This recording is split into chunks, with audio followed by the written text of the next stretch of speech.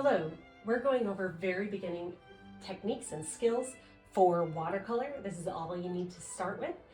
And this is Anna-Marie Steffenson. I'm an international artist with artwork in over several dozen countries, 3 dozen at the moment and counting.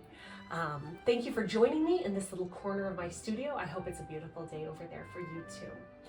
We have, as you can see on my paper, just reviewed how to do a flat wash. This is a very simple beginning step. This is the first step you need for watercolor. Now we're going to try and do a graded wash or a gradiated wash. And we're going to do this with, as you can see, I'm working with a stick, with a tube color, and with a half pan. So it doesn't matter what you're working with, you'll learn what you need to know here. Also, you can see I have a variety of different paint options, paintbrush options. I like working with my 1-inch flat. You can also work with a mop brush. What I recommend not using is a very small, tedious brush.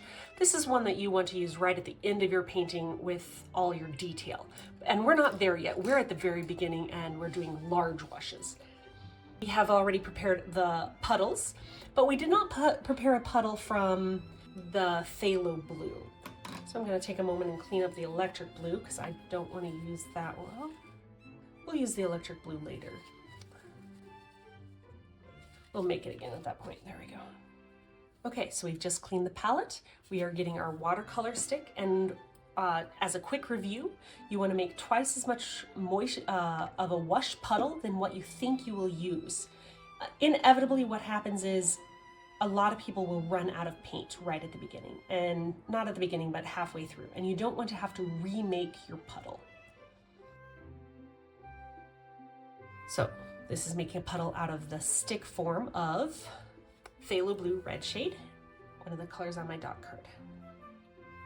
And what we're going to do here is we're going to go from one color to a second color. So we're going to start with Phthalo blue red shade.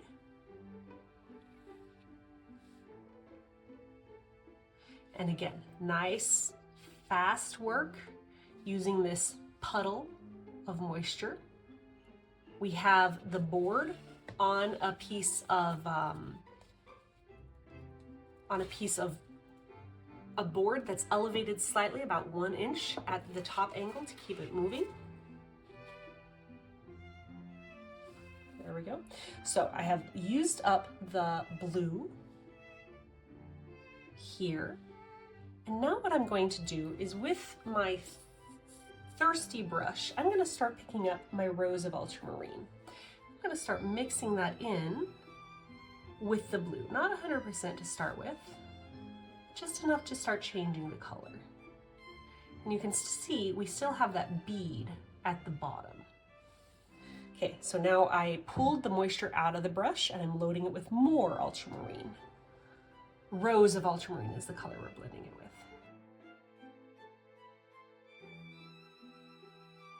Did you see that transition work that we had there?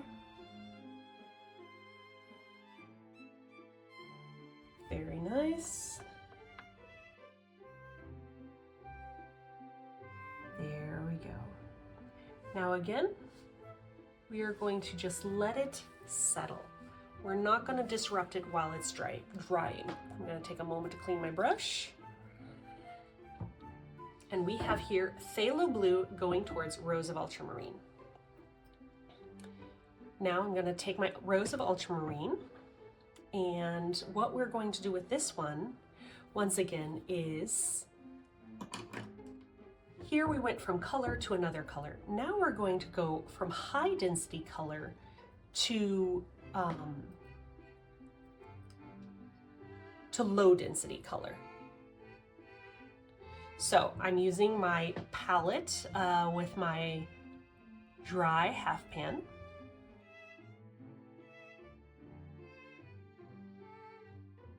And I'm loading a fair amount of moisture onto here, but then also making it pretty thick, like a toothpaste consistency on the brush. It's quite dense.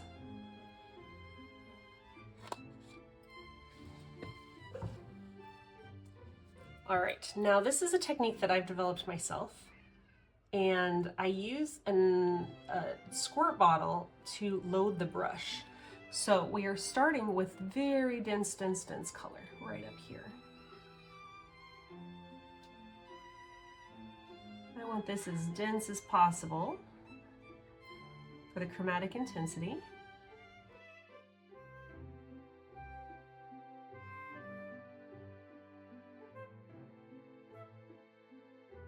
I'm bringing it down, and I hope the film is catching that there's a drop of moisture right at the bottom. And now what I'm going to do is I'm going to start getting the paint out of the brush, pulling it out of the brush with my rag, and just loading my brush just with water. And again, pulling this down, and you can see the intensity of it shifted. And again, loading the brush with water. One of the interesting things about watercolor is learning to paint fast, having to paint quickly because you're fighting with the evaporation. So again, I pulled the extra pigment out of the brush here, and I'm reloading the brush just with water. I think what I'm also going to do is I'm going to take my rag and pull extra of this drop out because I'm trying to transition to a wetter color, higher moisture intensity.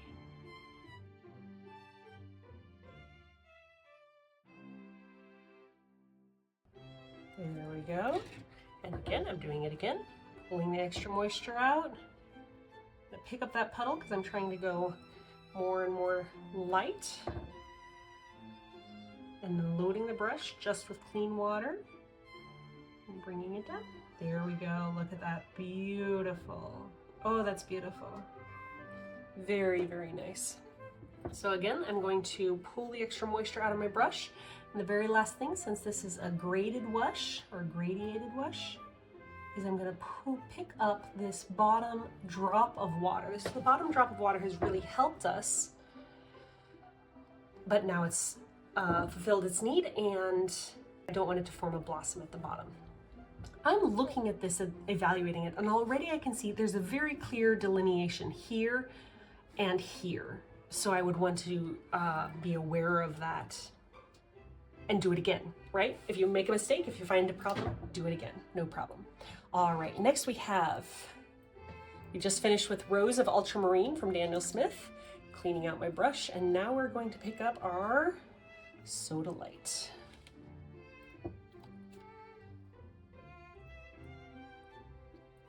I'm gonna refresh a little bit here, put another dollop. I put about the size of a lentil on there because I already have a lot left, but I don't have as much as I would like.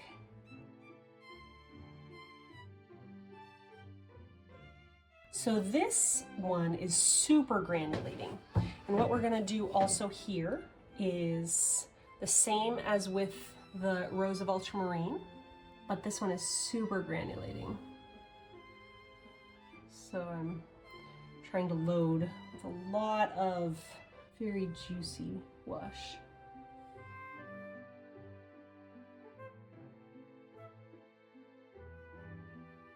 And what I'm doing here is I'm actually like pushing it up towards the top, and I'm trying to push the granulation a little bit.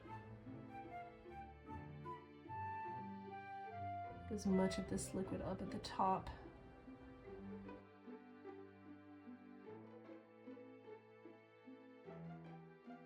With this, gravity is our helper. Okay. So I'm actually going to squeeze out some of this moisture here. Let it run through. Pick it up at the bottom.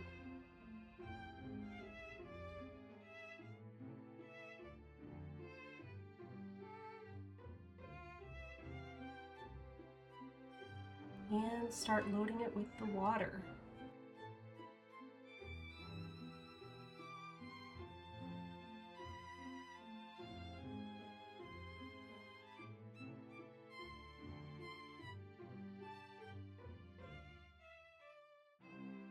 Okay, I can see my brush is loaded too thick with moisture, so I dried it off a moment and then re-added just water because I'm trying to get this to go from dark to light. Okay, and again, removing some of the pigment, refilling just with water here.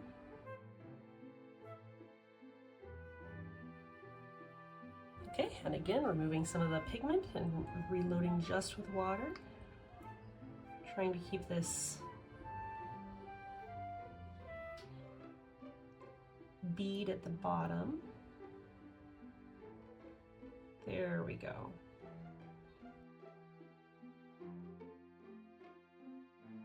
Probably I'm gonna regret going up that little bit. That's probably gonna form a line.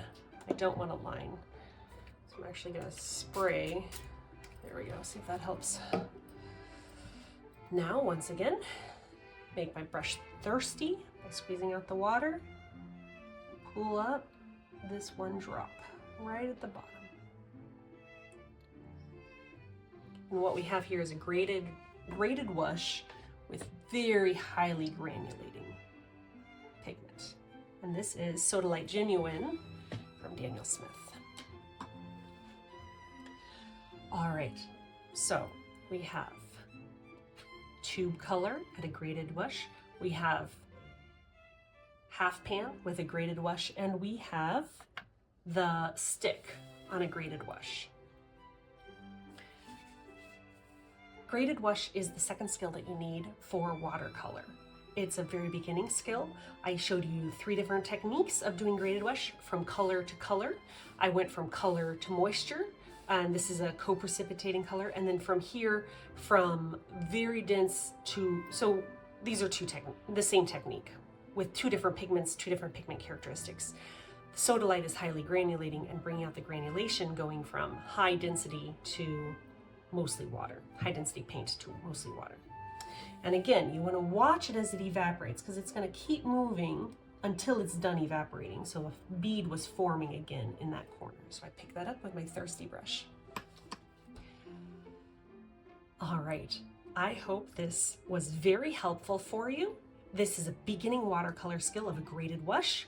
If you want to see the previous one about a flat wash, that's also very helpful.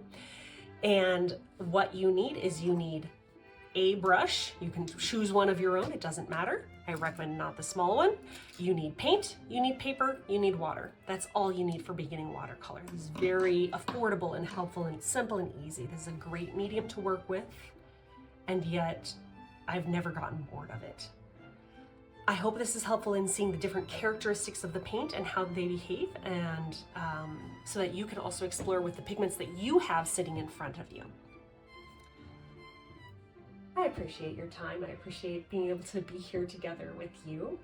And thanks for joining me in doing beginning skills for watercolor. You have here another skill, beginning skill. I encourage you to search 1 or 2 skills more, and then you're just ready to fly.